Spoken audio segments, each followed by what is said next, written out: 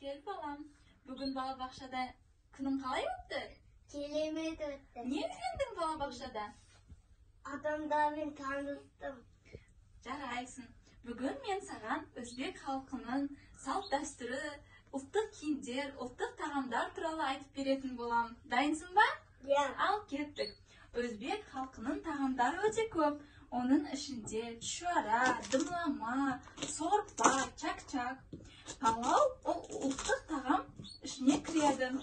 Bugün ekimiz palov dayındaytын bolamыз. Dayınsın ba? Ya. Palov öte dәрумenge бай тағам. Дайындау үшін бізге сәбіз керек. Сәбіз дәрумендерге өте бай.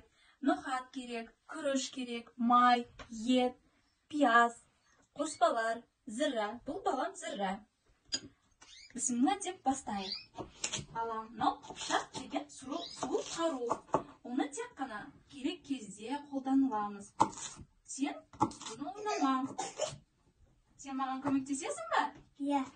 Gel.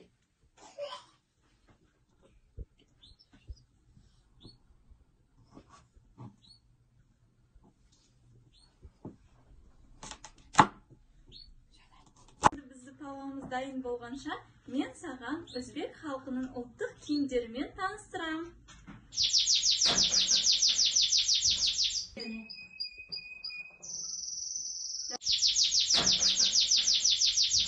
Балам, бұл доппы, ерлердің бас киімі. Доппы деген төбені білдіреді.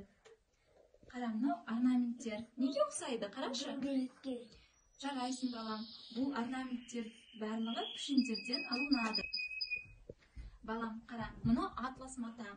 Бұлар әртүрлі реңдермен тігіледі. Жібек, жіптермен. Мынау әйелдердің, өзбек әйелдердің ұлттық киімдері. Бұлар жібек, алтын жіптермен тігіледі. Бұл кең сондай болады. Мынау енді ер адамдардың ұлттық киімі шабан.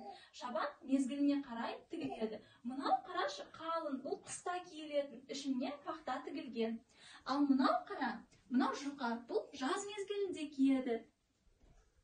Мынаны балам, мен саған тігіп бастаған едім. Соны бірге аяқтаймыз ба? Мен ниеттеніп, сені сүндет тойынға тігіп бастаған едім. Бірге аяқтаймыз, я? Кел. Қарашы, қандай әдемі тастармен істелген. Бұл бәрі қолмен тігіледі. Сен маған көмектесесің ба? Ya. Жарайсың, балам. Кел, абай бол.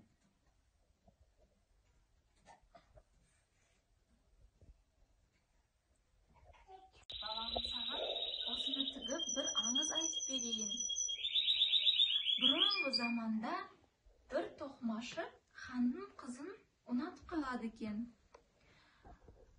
Сөйтіп, ханның қызын оған бермейді екен.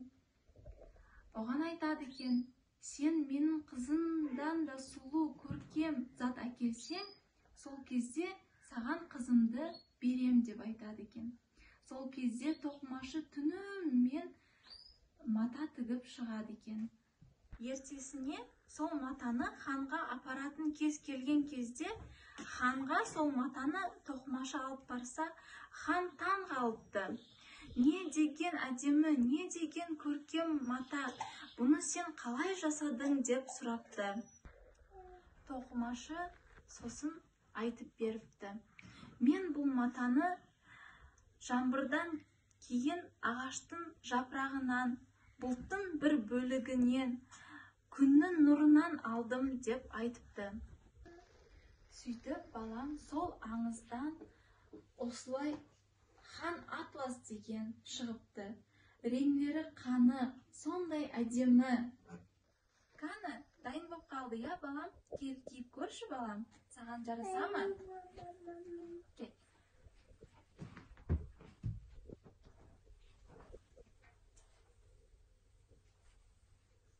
Ой, әдемісін ай. Мына балам, қандай әдемі. Үстіңде балам, ыстық денеңде тоссын. Енді біздің палауымыз дайын болып қалған шығар. Көреміз ба? Кеттік.